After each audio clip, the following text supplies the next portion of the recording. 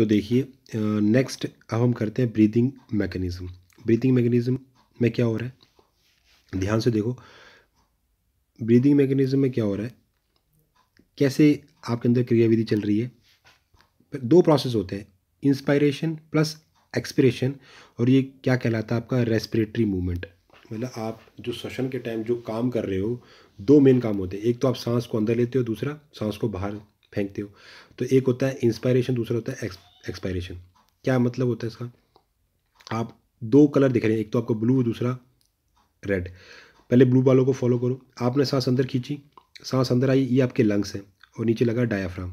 जैसे आपने हवा अंदर खींची, ये हो गया एक्सपायरेशन। उससे क्या हुआ, आपके जो लंग्स है वो एक्सपेंड करके, क्या करके, एक्सपेंड करके, उसके बाद डायाफ्राम नीचे चला गया। तभी तो ये जगह मिलेगी, स्पेस मिलेगी। आपके लंग्स अब फैल रहे हैं, और आप इसी के साथ आपकी जो चेस्ट है वो भी फूलेगी।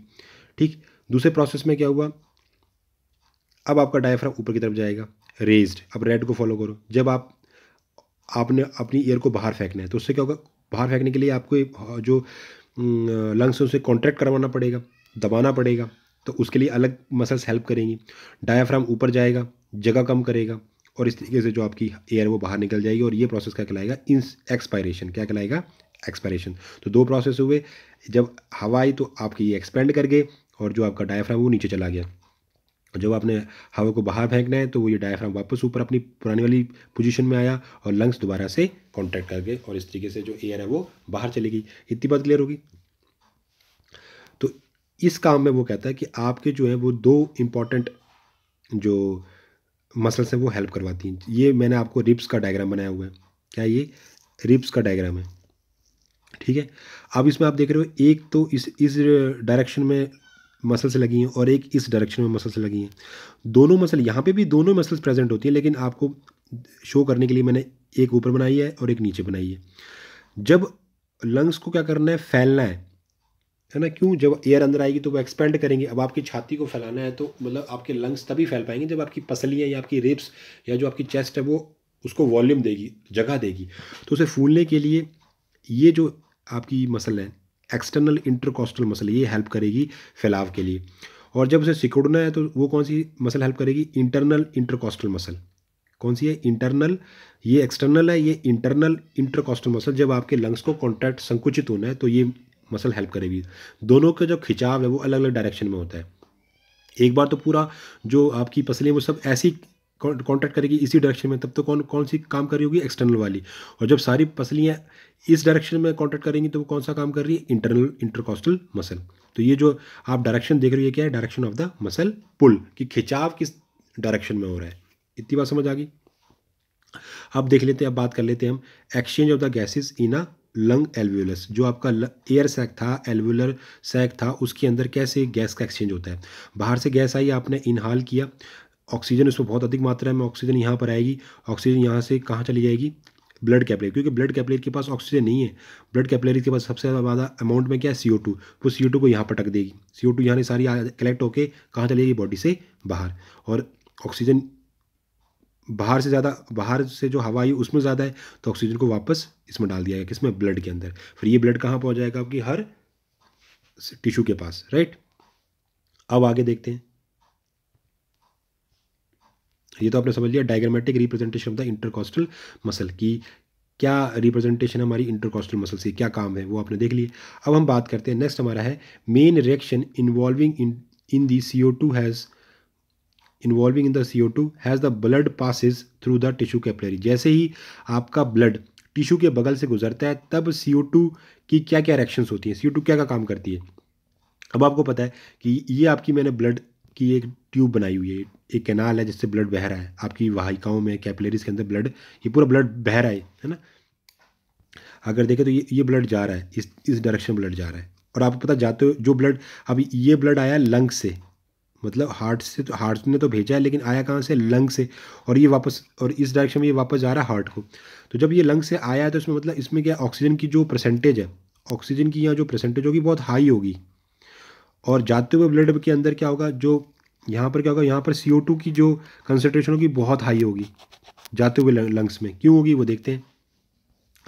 अब क्या हुआ, अब आपको पता है ये हमारे क्या है, टिश्यूज़ है, हमारे बॉडी के अंदर डिफरेंट टाइप के टिश्यूज़ होते हैं, उनके अंदर सेल है। सेल में क्या चल रही है? Oxidation reaction. ऑक्सीडेशन रिएक्शन में क्या हो रहा है? CO2 बन रही है ना हमारे, और CO2 हमारी बॉडी के लिए एक वेस्ट प्रोडक्ट है। CO2 बनती क्योंकि लगातार प्रोसेस चल रहा है, लगातार रेस्पिरेशन चल रहा है, तो जो ऑक्सीडेशन चल रहा है, फूड को ऑक्सीडाइज किया जा रहा है, तो CO2 बनती जा रही है। तो इसलिए सेल के अंदर, प्रत्येक सेल के अंदर पार्शियल प्रेशर ऑफ CO2 लगभग 52 पहुंच गया। पार्शियल प्रेशर ऑफ CO2 कितना हो गया? 52। अब ये हमारे लिए, अगर आप इसको अपनी सेल में रखोगे तो हमारे लिए टॉक्सिक है, तो इसलिए फेंकना पड़ेगा उसको। तो जैसे अब जो ब्लड अभी आया है उसके अंदर जो CO2 का जो पार्शियल प्रेशर है वो कितना है? सिर्फ 40, क्योंकि वहाँ पर ऑक्सीजन की जो पार्शियल प्रेशर है वो ज़्यादा है, क्योंकि हम जो सारी की सारी जो जितनी भी हम CO2 को भेज रहे हैं, मतलब हमने क्या, जो ब्लड अभी कहाँ से आया है? लंग से भी आया है, उसमें क्या है, CO2 की जो परसेंटेज है वो बहुत कम है, क्योंकि CO2 को हमने बाहर फेंक दिया। अब ये CO2 क्या करेगी, जो यहाँ पर CO2 की पार्शियल प्रेशर ज़्यादा है और ये कम है, तो आपको पता है हर कोई चीज़ ज़्यादा कंसनट्रेशन से कम कंसनट्रेशन तरफ दौड़ती है। तो यहाँ पर क्या, हमारी CO2 की कंसनट्रेशन, अब CO2 यहाँ आ जाएगी ब्लड में, कुछ तो डायरेक्ट ब्लड में घुल जाएगी, कुछ जो आपकी ब्लड के अंदर जो वाटर उसके साथ कंबाइन करके पहले H2CO3 प्रोडक्ट बनाएगी, बाद में वो फिर ब्रेक करेगा H पॉजिटिव और H3O नेगेटिव के अंदर। फिर कुछ जो है प्लाज्मा प्रोटीन के साथ ये जो H प्रोटोन बने वो कंबाइन करके क्या बना लेंगे? H protein. और कुछ जो बेसिस साल्ट जो पड़े हैं, जो बेसिस पड़े हैं, क्षार पड़े हैं, वो HCO3 के साथ कंबाइन करके क्या बना लेंगे? Basis HCO3। इतनी बात समझ आ गई। उसके अलावा कुछ CO2 जो है वो डायरेक्ट ये RBC की सेल है, एक ये जो बनाई है ना गोल सी, ये RBC की सेल है। कुछ CO2 RBC में घुस जाएगी, वहाँ पानी के साथ रिएक्ट करके क्या बना लेगी? H2CO3 प्लस H पॉजिटिव और बाइकार्बोनेट आयन HCO3 नेगेटिव।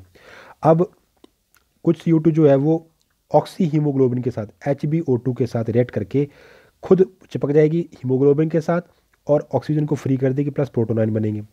और अभी भी कुछ जो हमारी ऑक्सी हीमोग्लोबिन बची है, वो प्रोटोन ये प्रोटोन जो बने हैं वेस्ट, मतलब इस रिएक्शन में, इनको अपने साथ कंबाइन करके HBH बना लेगी और ऑक्सीजन को फ्री कर देगी। अब आपको पता है इस RBC में ऑक्सीजन तो बहुत ज़्यादा है, क्योंकि ये तो लेकर आई है, तो ऑक्सीजन की यहाँ पर जो पार्शियल प्रेशर है बहुत ज़्यादा है, और यहाँ पर ऑक्सीजन तो लगातार यूज़ हो रही है क्योंकि उसे फूड को ऑक्सीडाइज करना है। तो यहाँ पर जो ऑक्सीजन का पार्शियल प्रेशर है बहुत लो है, तो इसलिए यहाँ से ऑक्सीजन उठ के कहाँ आ जाएगी?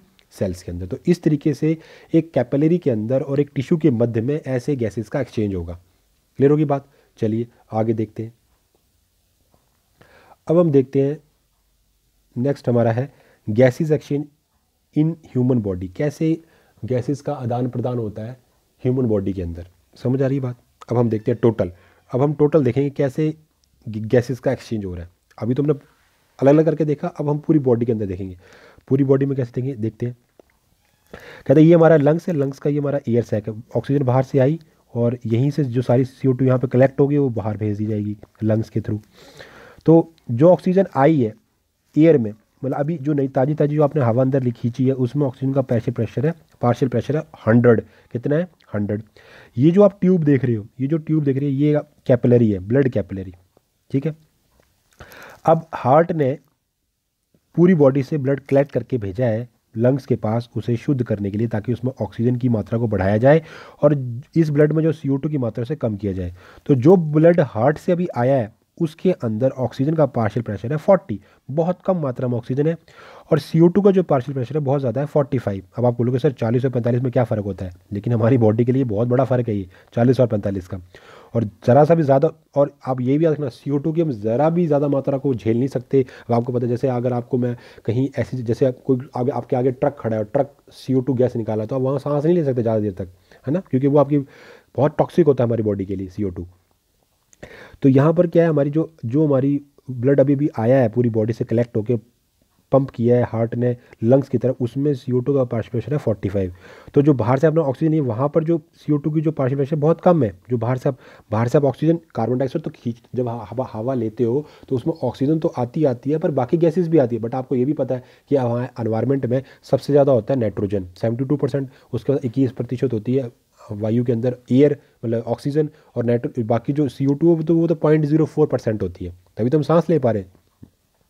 तो जो बाहर से आपने खींचे उसमें जो CO2 का पार्शियल प्रेशर है वो सिर्फ 40 है। तो इसलिए ये जो CO2 वो कहाँ चली जाएगी? अंदर।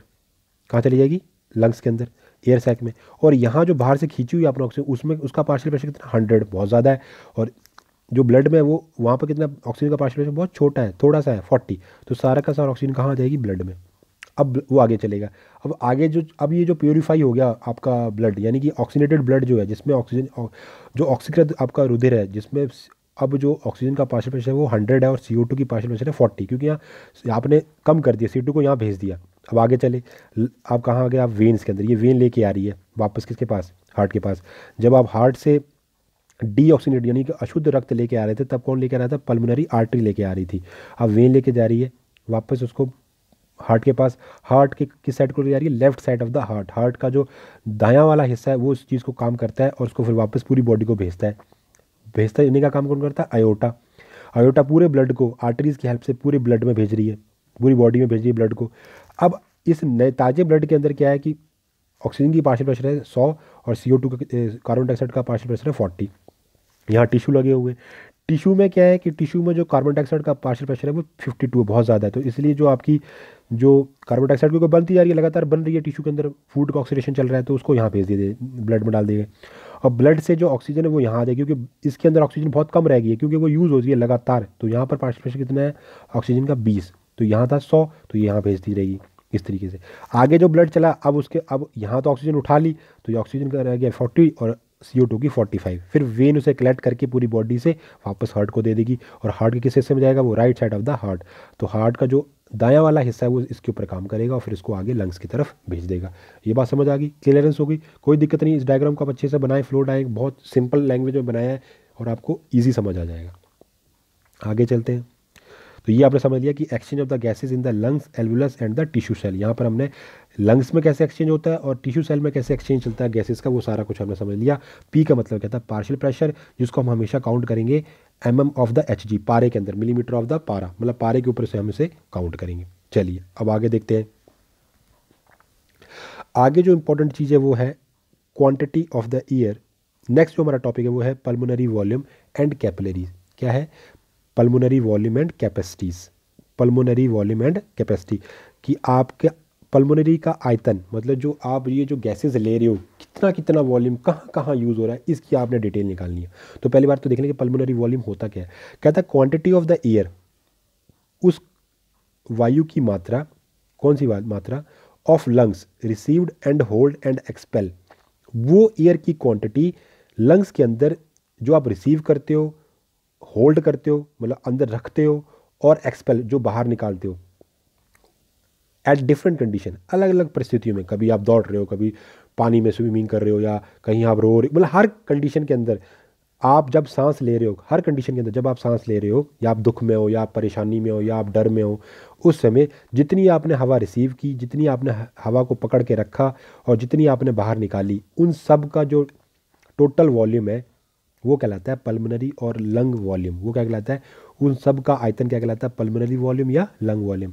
क्वांटिटी ऑफ एयर का मतलब क्या, quantity of the air, air की वो मात्रा जिसे हम फेफड़ों के अंदर पहले तो प्राप्त करें, फिर उसे संभाल कर रखें अंदर और फिर उसे बाहर निकालें। अंतर्गत सभी कंडीशंस के अंदर वो चीज़ क्या कहलाती है, पल्मोनरी और लंग वॉल्यूम। क्लियर होगी बात, आगे चलते हैं। तो पल्मोनरी वॉल्यूम एंड कैपेसिटी को हम देखें तो इसको हमने एक डायग्राम के थ्रू शो किया हुआ है कि ये जो आप देख रहे हो ना, इस तरीके से जो लाइन बनी हुई है वेव की तरह, जैसे वेव चलती है, तरंग चलती है। तो मैं आपको पहले नॉर्मली बता दूँ, ये आप नॉर्मल सांस ले रहे हो, सांस ली छोड़ी, सांस ली छोड़ी, फिर जोर से सांस ली पूरी ताकत के साथ, और फिर जोर से पूरी ताकत के साथ सारी की सारी सांस जितनी आप निकाल सकते हो बाहर वो निकाल ली, फिर नॉर्मल सांस। तो ये एक आपको डायग्राम शो किया गया कि सांस ले रहे हो छोड़ रहे हो, ले रहे हो छोड़ रहे हो, लेकिन धीरे धीरे नॉर्मल तरीके से। और ये आप क्या कर रहे हो, जोर से सांस ली और जोर से पूरी ताकत से सांस बाहर निकाली। तो ये उसका कैलकुलेशन है। तो हम देखते हैं कैसे कैसे हम कैलकुलेट करेंगे। तो पहला जो है, ये जो आप देख रहे हो, ये है आपका tidal volume, TID, tidal volume.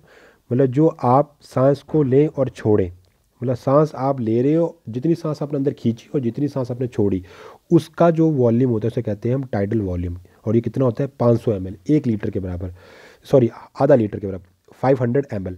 Tidal volume किसे कहते हैं, जो आपने सांस ली और छोड़ी। कितनी बात समझ आ गई।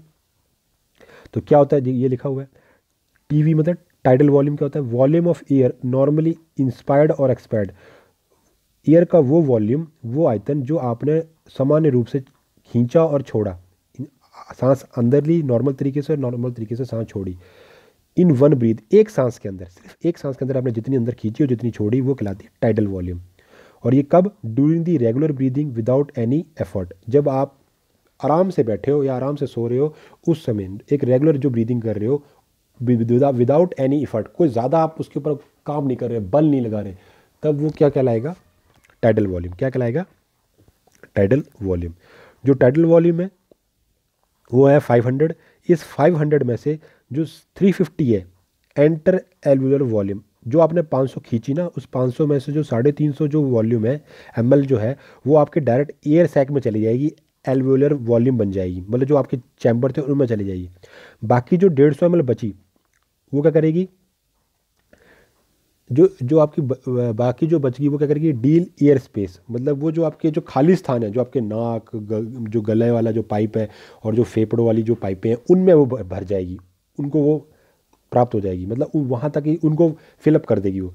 तो मतलब 500 खींची तो 500 में से 150 तो लगी रास्ते में ही, मतलब वो उसके अंदर ही उसने फिल कर दिया, जैसे आपके नाक में नेजल चैम्बर के अंदर है ना।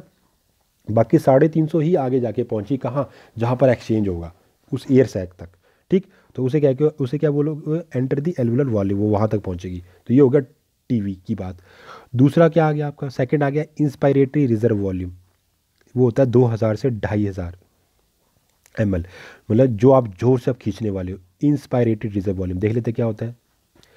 ये आपका second IRV, inspiratory reserve volume, amount of air inhaled forcibly, ये एयर का, वायु का वो अमाउंट है जो आपने ताकत से खींचा, जैसे पूरी ताकत से आपने जो हवा अंदर को ली, वो कहलाएगी आपकी इंस्पायरेटरी रिजर्व वॉल्यूम। और वो कितना हो सकता है? 2000 से 2500 आप जोर लगा के अंदर खींच सकते हो। कब?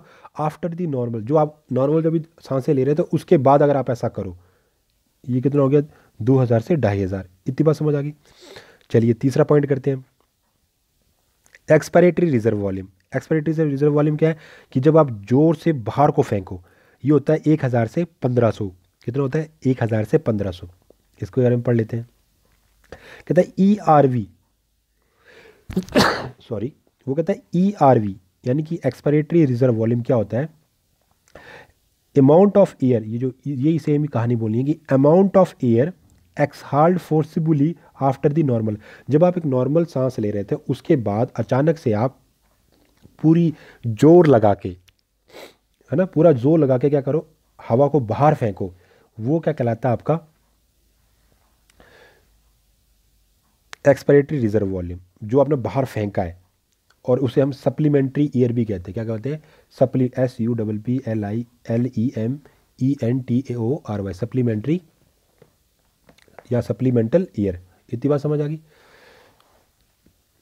अब देखते हैं चौथा पॉइंट। चौथा होता है वाइटल कैपेसिटी, जो होती है 350 से 450 ml, है ना। क्या होती है वाइटल कैपेसिटी? चौथे नंबर वाली ये है वाइटल कैपेसिटी। कहता है vital capacity amount of air, कौन सी? 2+3।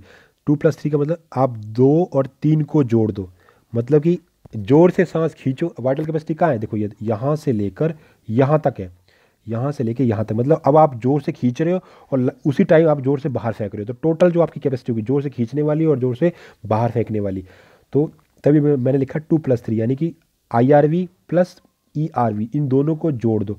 तो जो आपकी इंस्पायरेटरी थी, जो इंस्पायरेटरी रिजर्व वो थी 2000 से 2500, और प्लस आपकी एक्सपायरेटरी 1000 से 1500, इन दोनों को जोड़ दो तो वो आपकी टोटल क्या कहलाएगी? वाइटल कैपेसिटी, यानी 350 से 4500 ml। इतनी बात समझ आ गई? कहते हैं ये जो वाइटल कैपेसिटी है, example athlete plus sportsman plus mountain dwellers, male और यंग, इनमें ये जो वाइटल कैपेसिटी होती है सबसे ज़्यादा होती है। किस किस में? एक तो एथलीट्स जो धावक होते हैं, स्पोर्ट्समैन खिलाड़ी, माउंटेनर ड्वेलर जो पहाड़ियों को चढ़ते हैं, क्लाइंबर जो करते हैं, क्लाइंबिंग करते हैं, और मेल फीमेल में मेल, और यंग मतलब बूढ़ों, और इनमें कंपैरिजन करें तो जो जवान होते हैं उनके अंदर ये जो वाइटल कैपेसिटी है वो सबसे ज़्यादा, मतलब वो ज़्यादा खींच सकते हैं और ज़्यादा छोड़ सकते हैं। ठीक, आगे बात करते हैं रेजिडुअल वॉल्यूम, होता है 1500 के बराबर।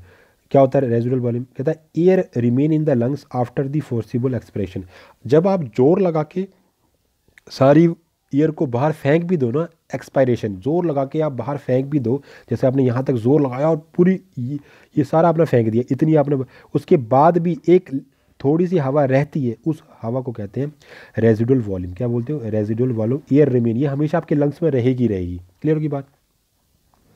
उसके अगला आता है 6 पॉइंट टीएलसी। टीएलसी क्या होती है? यहाँ टीएलसी होती है यहाँ से लेकर यहाँ तक जितनी आप जोर से खींच सकते थे, और जो आपकी रिमेनिंग रहती है बाहर फेंकने के बाद उतना जो टोटल है उसे कहते हैं 6 पॉइंट पर टोटल लंग कैपेसिटी। क्या बोलते हो आप? टोटल जो कुल आपके फेफड़ों की जो कैपेसिटी है ये होती है 5 से 6,000 ml के बीच में, उसे कहते हैं टोटल। टीएलसी को कहते हैं टोटल, जितनी पूरी कंप्लीट, जितनी आपने जोर से खींची और जोर से फेंकने के बाद भी जो बची थी वहाँ तक काउंट करना है, पूरी टोटल काउंट कर रहे हो। ठीक, इतनी बात समझ आ गई? उसके बाद बात करते हैं हम, आप अब अगली बात करते हैं 7 पॉइंट आपका volume of air inspired after the normal expiration. अब उसने कहा नेक्स्ट आपका आ गया 7 पॉइंट आ गया इंस्पायरेटरी कैपेसिटी। इंस्पायरेटरी कैपेसिटी कौन सी होगी? ये यहाँ से लेके यहाँ तक काउंट कर, एक तो होता है इंस्पायरेटरी रिजर्व, और ये आपके इंस्पायरेटरी कैपेसिटी यहाँ से, मतलब जो आप inspired after the normal expiration, ये वॉल्यूम की वो एयर है, वो आयतन है जब आप सांस अंदर ले रहे हो आफ्टर द नॉर्मल एक्सपायरेशन, एक जितनी आपने नॉर्मल छोड़ी थी ना नॉर्मल तरीके में, और उसके बाद आप एक अंदर खींच रहे हो, ठीक है, जितनी आपकी ताकत है उसके हिसाब से। तो ये कौन सा? Inspired after the normal expiration, एक नॉर्मल सांस लेने के बाद आपने जितनी ज़ोर से अंदर खींची, ये आ गई आपकी इंस्पायरेटरी कैपेसिटी, यानी कि वॉल्यूम ऑफ एयर। तो उसके बाद आ गया आपका FRC 8 जो आपका पॉइंट है फंक्शनल रेजिडुअल कैपेसिटी। कौन सी? फंक्शनल रेजिडुअल कैपेसिटी, जो काम करेगी अंदर जाके, जो ये होती है रिमेनिंग इन द लंग्स, जो हमेशा आपके लंग्स में रहेगी। कहाँ से कहाँ तक? जो आपने, एक तो जो आपने खींचने के बाद जो आपके लंग्स के अंदर रही और जो हमेशा रहती है, वो दोनों टोटल काउंट कर दिया आपने, है ना। तो ये कौन सी है? फंक्शनल रेजिडुअल कैपेसिटी FRC, मतलब जितनी ताकत से अपने अंदर खींचने के बाद जो आपके पास जो काम कर रही है, रिमेनिंग इन द लंग्स, जो हमेशा लंग्स में रहेगी, जो काम करेगी, जो एक्सचेंज कर रही है आपस में, उसे कहते हैं। तो ये होगी आपकी पल्मोनरी एयर वॉल्यूम्स। क्या हो गया? Pulmonary air volume. ये अलग अलग है, एग्जाम में अलग अलग पूछे जाते हैं कि किसका क्या मतलब है, किसकी कितनी वॉल्यूम है, कितना कितना ml है। तो ये आपको याद कर लेना है, बहुत सिंपल सा है, कोई बड़ी बात नहीं है, ईजी है। चलिए आगे चलते हैं। नेक्स्ट बात करते हैं हम बोहर इफेक्ट। क्या होता है बोहर इफेक्ट? कहते हैं कि हमारे पास था O2HB, ये HB है, दिख नहीं रहा ढंग से, O2HB प्लस प्रोटोनाइन प्लस CO2, ये सारे के सारे। अब आपको पता है हीमोग्लोबिन, ये आपके हीमोग्लोबिन का डायग्राम है, देख रहे हो आप, ये स्ट्रक्चर ऑफ द हीमोग्लोबिन, ये हीमोग्लोबिन का डायग्राम है। ये तब है जब ऑक्सीजन जुड़ी नहीं है, ये तब है जब ऑक्सीजन जुड़ गई है। ठीक है, बात समझ आ रही है? अब आपको देख रहे हैं यहाँ पे हमारे पास आयरन सेंटर में, और इसके साथ ये जो आप देख रहे हैं ना चारों तरफ हीमोग्लोबिन के ये अमाइडाजोल ये लगे हुए इसके साथ, है ना, चारों तरफ रिंग्स लगी हुई हैं। ठीक है, और ये क्या है? अमाइडाजोल ग्लोबिन है, ये हीमोग्लोबिन प्रोटीन होती है, और यहाँ पर क्या ऑक्सीजन जुड़ गई है। यहाँ तो दोनों तरफ एन नाइट्रोजन नाइट्रोजन जुड़े थे, यहाँ पर क्या लगी है? एक तरफ ऑक्सीजन एक तरफ नाइट्रोजन। तो ये ग्लोबिन तो है प्रोटीन, लेकिन अब ये कैसी होगी? Oxy haemoglobin. कैसी होगी? ऑक्सी, क्योंकि उसमें ऑक्सीजन लग गई है। इतनी बात क्लियर होगी? तो यहाँ पर हमारे पास हमने इसमें क्या पायरल जो रिंग था वो उसमें ऐड कर दिया। ठीक है, क्या ऐड कर दिया? जो हमारे पास पायरॉल जो था, वो कहता है कि 1 molecule of the iron carry 4 molecule of the oxygen. इस बात को याद रखना कि ये आयरन है बीच में Fe, ये Fe है, ये Fe+2। कहता है 1 मोल ऑफ आयरन, आयरन का 1 मोल 4 मॉलिक्यूल, सॉरी आयरन का 1 मॉलिक्यूल, मोल नहीं है, मॉलिक्यूल 4 ऑक्सीजन के मॉलिक्यूल को कैरी कर सकता है। Non chordates dissolve in the plasma, अगर जितने भी हमारे अकशेरुकी जीव है वहाँ पर ये सारी की सारी डिजॉल्व हो जाती है प्लाज्मा के अंदर। और कॉर्डेटा के अंदर कौन लेके जाता है? RBC लेके जाती है। और जो जितने नॉन कॉर्डेट्स होते हैं वहाँ पर ऑक्सीजन डायरेक्ट प्लाज्मा में घुल जाती है, क्योंकि वहाँ कैरी करने वाली चीज़ नहीं है। हमारे पास कैरी करने के लिए है RBC लेके जाती है ऑक्सीजन को, तो हमारे अंदर RBC। Vertebrate muscle has myoglobin pinkish colour to the muscles, और जो वर्टिब्रेट की जो मसल्स होती हैं, पेशियाँ होती हैं, वहाँ मायोग्लोबिन ये काम करती है। तो इसलिए हमारी मसल्स का जो रंग कलर होता है वो पिंकिश कलर होता है ड्यू टू मायोग्लोबिन। समझ आ गई बात? अब यहाँ देखो, यहाँ पर हम क्या बात करें कि बोहर इफेक्ट में कहते हैं कि जब ये क्या है,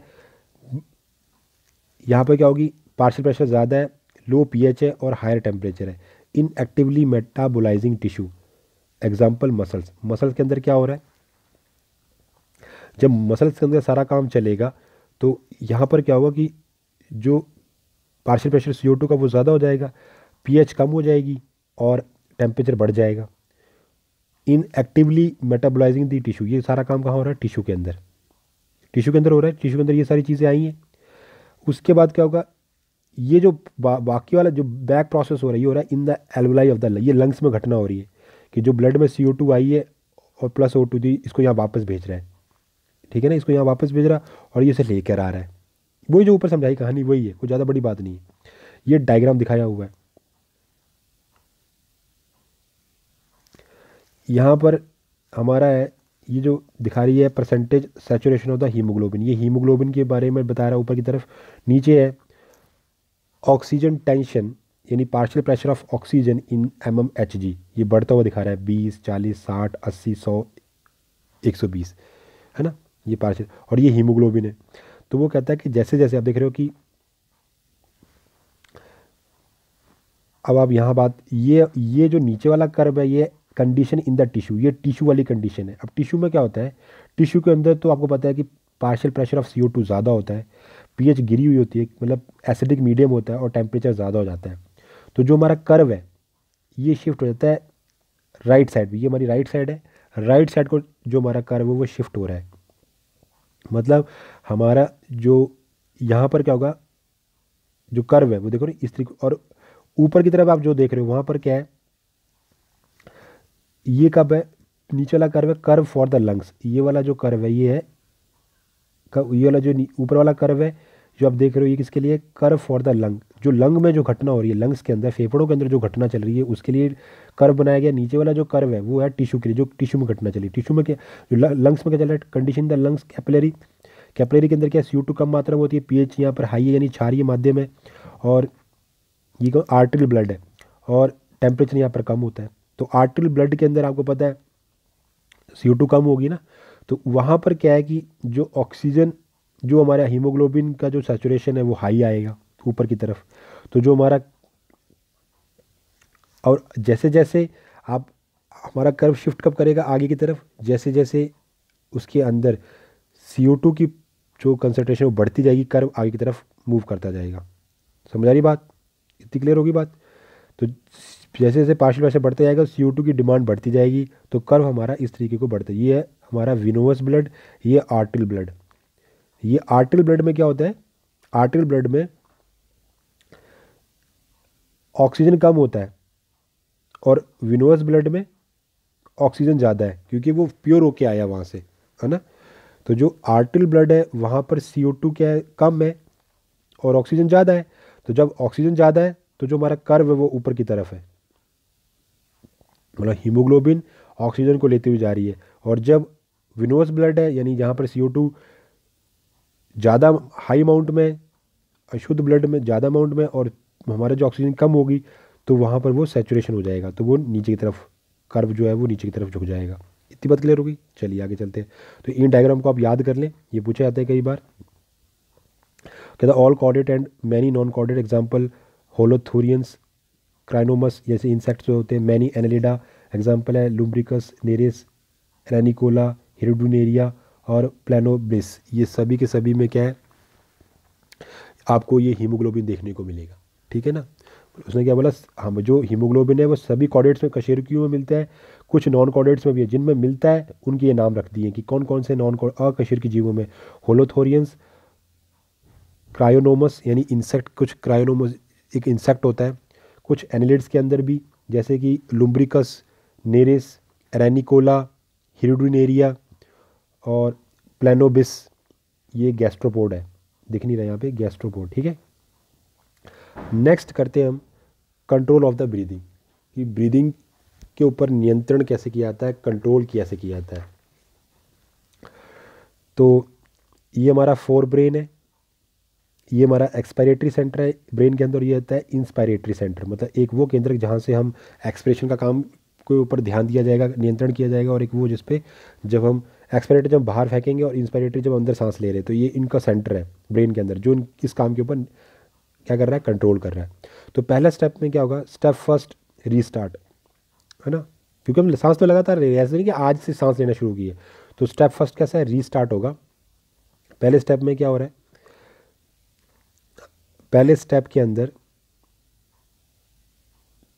एक्सपायर ये जो हुआ उसको स्टेप, अब क्या हुआ कि पहले स्टेप में CO2 from the respiratory activity, जो हमारी अंदर जो कोशिकाओं के अंदर जो CO2 है वो बहुत अमाउंट में बन रही है, उसे बाहर फेंकना है, वो स्टिमुलेशन देगी इंस्पायरेटरी सेंटर को। जो CO2 है जो कहाँ बन रही है सेल के अंदर, वो डायरेक्ट हमारे ब्रेन को सिग्नल भेजेगी हमारे इंस्पायरेटरी सेंटर को। तो वो आगे काम क्या करवाएगा, सेकंड स्टेप करवाएगा intercostal and diaphragm muscles contract. वो जैसे CO2 जो रेस्पिरेटरी एक्टिविटी से टिश्यू से लाई गई कहाँ पर, लंग्स में जैसे CO2 ज़्यादा मतलब आ जाएगी, तो हमारा जो इंस्पायरेटरी सेंटर है वो क्या करेगा, intercostal and diaphragm muscles to contract, वो बोलेगा कि जो हमारी इंटरकॉस्टल मसल्स हैं उन्हें और डायाफ्राम को कॉन्ट्रैक्ट होने के लिए।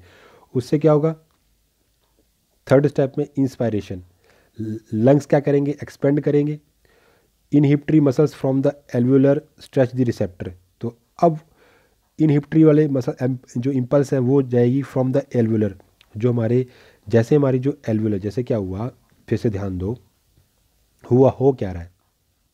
सबसे पहले बार ये हमारा पहला स्टेप है, 1 2 3 4 फिर 5, ये मैंने ग्रीन नहीं किया, 5 6। तो हो क्या रहा है, वो कह रहा है कि सबसे पहले क्या होगा, जैसे ही CO2 आई, कहाँ आई, लंग्स के पास, कहाँ से आई, जो ब्लड लेकर आया लंग्स तक, तो लंग्स में CO2 की क्या होगी, हाई अमाउंट होगी।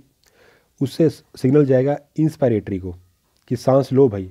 जब सांस आप अंदर लोगे, सांस अंदर कैसे लोगे, जब आपकी डायाफ्राम और आपकी जो इंटरकॉस्टल मसल्स हैं वो कॉन्ट्रैक्ट करेंगी, कॉन्ट्रैक्ट करने से क्या डायाफ्राम नीचे चला जाएगा और आपकी जो चेस्ट है वो फूल जाएगी। तो उससे क्या होगा, फूलने से उसमें बीच में स्पेस बनेगा, फूलेगा तो इंस्पायरेशन होगा, मतलब कि सांस एयर बाहर से अंदर आएगी। उससे आपके जो लंग्स है वो एक्सपेंड कर जाएंगे।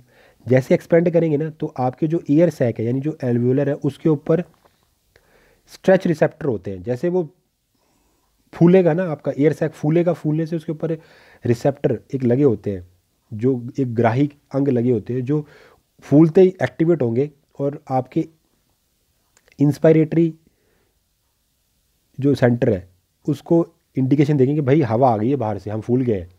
तो अब आपका एक्सपायरेटरी जो सेंटर है वो क्या होगा, एक्टिवेट होगा। वो क्या करेगा, डायाफ्राम इंटरकॉस्टल मसल रिलैक्स, वो आगे ऑर्डर देगा कि अब भाई जो इंटरकॉस्टल मसल है वो रिलैक्स हो जाओ, संकुचित कर दो, दबा दो लंग्स को। तो लंग्स दबेंगे, एक्सपायरेशन करेंगे और आपका जो लंग्स है वो कॉन्ट्रैक्ट कर जाएगा, दब जाएगा, डायाफ्राम ऊपर की तरफ आ जाएगा। अब जैसे ये दबेंगे तो नो इनहिबिटरी इम्पल्स, इसके बाद कोई भी ऐसा कोई संदेश इनहिबिटरी वाला नहीं उत्पन्न होगा। तो जब कोई संदेश नहीं आया मतलब कि गैस बाहर निकल गई है, तो जो आपका पहला वाला स्टेप था वो दोबारा से रीस्टार्ट हो जाएगा, फिर ये कहानी चल पड़ेगी। इस तरीके से 8 बन रहा है ये, समझ आ गई बात। और ये कैसा है, वॉलंटरी कंट्रोल है 4 बेन के थ्रू, समझ आ गई बात। चलिए, कहता है कि रेट ऑफ रेस्पिरेशन, जो आपकी रेस्पिरेशन की दर है, primary controlled by CO2 and pH level of the arterial blood and cerebrospinal fluid. वो कहता है ये जो रेस्पिरेशन की जो स्पीड है कि जोर से खींचना है, सांस जोर से लेनी है, धीरे से लेनी है ना, कब कम कर देनी है, ये सारी चीज़ें जो है वो अगर आप प्राइमरी रूप से प्रारंभिक तौर पर बात करें, प्राइमरी इसके ऊपर जो नियंत्रण है प्राइमरी रूप से वो किसका है, एक तो आपके CO2 लेवल का और एक pH लेवल का। कहाँ पर, आपकी ब्लड के अंदर जो CO2 का लेवल है और जो pH का लेवल है वो निर्धारण करेगा कि आपके रेस्पिरेशन सांस लेने की जो दर है वो तेज़ या धीमी होनी चाहिए। वो कौन निश्चित करेगा, उसको कौन उसके बारे में बताएगा, CO2, ठीक। और साथ ही साथ pH लेवल और जो आपका सेरिब्रोस्पाइनल फ्लूइड है, जो ब्रेन के अंदर जो फ्लूइड भरा है वो भी इस चीज़ के ऊपर कंट्रोल करेगा।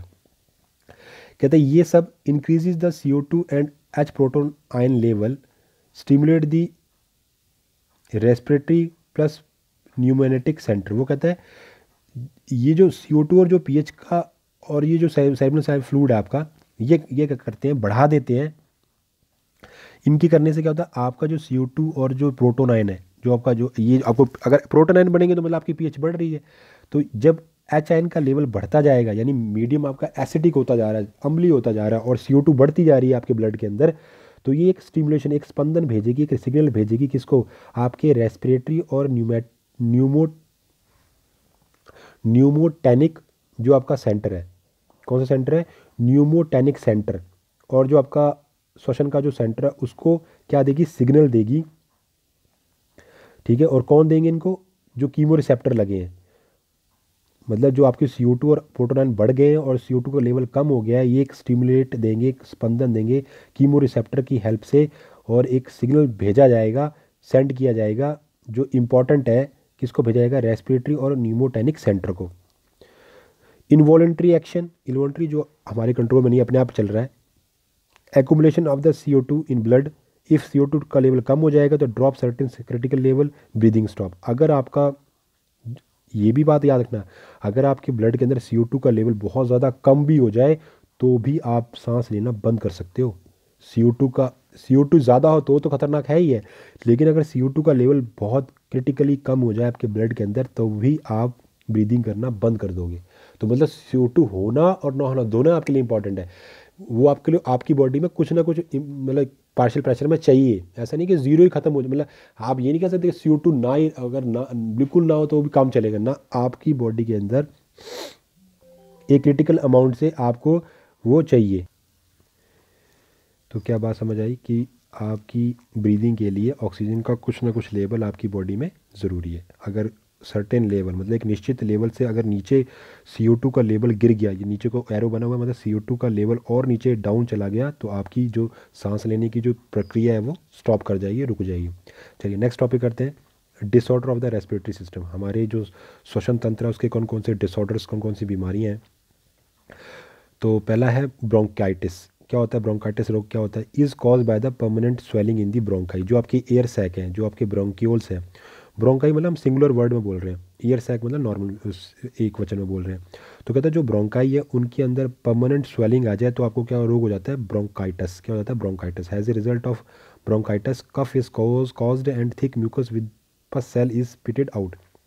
अगर आपको ब्रोंकाइटिस हो गया है तो आपको कफ, यानी कि आपको जो म्यूकस है वो बहुत ज़्यादा बनेगा और पस पड़ जाएगी आपकी सेल्स के अंदर, जो लंग्स की सेल्स है, और आपकी बार बार जब आप आपके नाक से बहुत ज़्यादा पस बाहर निकलेगी। ठीक, तो कहता है कि as a result bronchitis cough is caused, आपको कफ हो जाएगा, चौक हो जाएगा आपका पूरा जो विंड पाइप है, एंड थिक म्यूकस, बहुत गाढ़े मात्रा में जो म्यूकस है, with a pus cells spitted out, वो सेल जो पकी हुई सेल्स हैं वो बाहर निकलेंगी आपके नीजल चैम्बर से। नेक्स्ट है bronchial asthma, is an allergic attack of the breathlessness associated with the bronchial obstruction characterised by the coughing and difficult breathing. जो ब्रोंकियल अस्थमा है वो भी एक एलर्जिक अटैक हो जाएगा आपके ऊपर, राइट। सांस लेने में दिक्कत होगी, और उससे क्या होगा, विद ब्रोंकियल ऑब्स्ट्रक्शन, आपकी जो ब्रोंकस का जो फंक्शन है, एक्सचेंज ऑफ गैसेस, वो भी इससे गड़बड़ हो जाता है, और आपको कफिंग, है ना, खांसी और सांस लेने में दिक्कत आएगी। नेक्स्ट है एम्फीसीमा। ये क्या कंडीशन है, in which the wall of the separating the alveoli break resulting in the reduction of the surface area for the exchange of the respiratory gases. Heavy cigarette smoking lead to the एफिस्मा।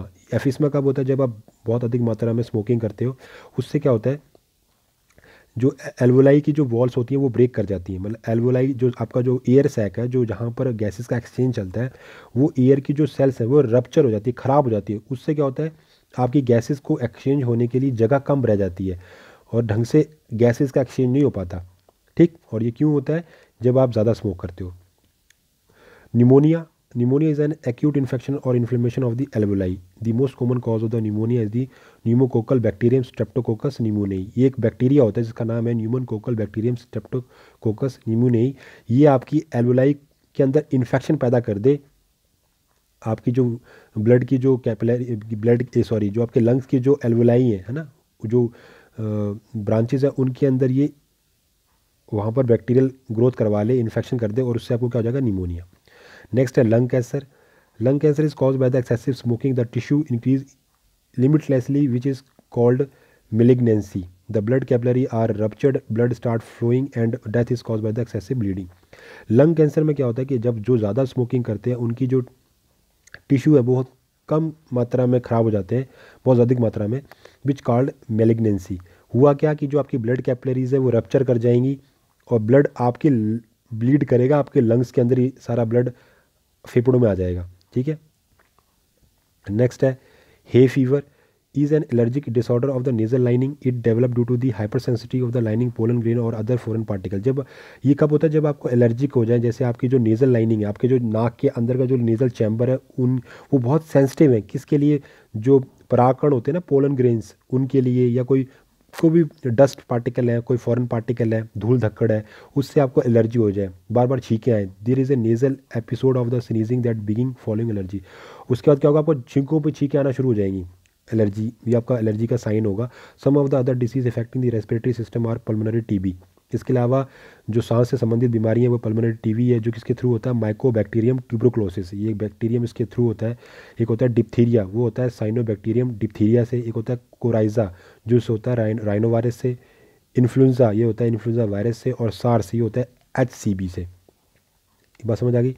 तो ये होता है note, altitude sickness is cause when the person move to higher altitude due to the decrease in the atmosphere pressure and the PO2। वो कहता है एक होता है एल्टीट्यूड सिकनेस, मतलब जब चढ़ाई पर चढ़ते हो तो आपको सांस लेने में दिक्कत आती है, वो उनके अंदर होता है। जो जब वो हाई रहने वाले तो वो प्लेन इलाकों के लोग हैं, लेकिन जैसे वो कहीं क्लाइंबिंग करते हैं या पहाड़ी जगहों पर जाते हैं तो उनके अंदर क्या होता है, हाई एल्टीट्यूड की वजह से उनकी बॉडी के अंदर वहाँ पर क्या होता है, एटमॉस्फेयर प्रेशर कम हो जाता है और पार्शियल प्रेशर जो ऑक्सीजन का वो भी कम हो जाएगा। तो इससे क्या होगा, हाइपोक्सिया हो जाएगा उनके अंदर, which result in the release of the erythropoietin from JGA cells and hence RBC production increases. तो इरिथ्रोपोइटिन जो है वो रिलीज़ करेगा और जो आपकी JGA सेल है उनकी वजह से क्या होगा, RBC का नंबर बढ़ जाएगा आपकी बॉडी के अंदर। इसलिए आपने देखा ना, जो पहाड़ी लोग होते हैं या पहाड़ियों पर जाने पर आपके जो चीक्स होते हैं वो रेड हो जाते हैं, वो इसी वजह से, क्योंकि उनके अंदर RBC का नंबर बढ़ना शुरू हो जाता है। नेक्स्ट बात करते हैं ऑक्यूपेशनल रेस्पिरेटरी डिसऑर्डर। ऑक्यूपेशन मतलब जो काम ही ऐसी जगहों पर करते हैं जहाँ पर जिनकी वजह से उनकी जो उनके अंदर श्वास की बीमारी, जैसे एक होता है एंथ्रासिस, एक होता है सिलिकोसिस। एंथ्राकोसिस किसके बीच में होता है, which is pneumoconiosis of the coal worker. जो खानों के अंदर का, जो कोयले की खान होती है ना, उनके अंदर जो वर्कर्स काम करते हैं उनके अंदर ये बीमारी होती है। क्यों? Deposition of the fibrous tissue in the lungs causing the bronchitis and emphysema. उनके अंदर क्या होता है कि उनकी जो फाइब्रस टिश्यू है डेपोजिशन हो जाता है, उनकी लंग्स के अंदर जमाव, जो धूल धक्कड़ है वो जम जाती है और उनको फिर क्या हो जाता है, ब्रोंकाइटिस और एम्फीसीमा। एक होता है silicosis which is called due to the long exposure to dust containing silicon compound. खानों के अंदर सिलिका भी होती है, तो सिलिका के बार ज़्यादा से ज़्यादा उनके ऊपर जमती जाती है लंग्स के अंदर। और worker of the glass industry, porters, gold and copper minor develop progressive fibrosis. तो ये जो वर्कर्स होते हैं, जो ये कर्मचारी हैं जो इन खानों में काम करते हैं, कॉपर की, गोल्ड की, पॉटर की या इंडस्ट्री की, तो उनको भी ये बीमारियों से वो ग्रसित रहते हैं। राइट, तो चलिए, थैंक यू सो मच। आज हमने अपना ये लगभग सारा जो फिजियोलॉजी रेस्पिरेशन की वो कर ली है कंप्लीट। नेक्स्ट क्लास के अंदर हम यूनिट 3 को स्टार्ट करेंगे। Thank you so much.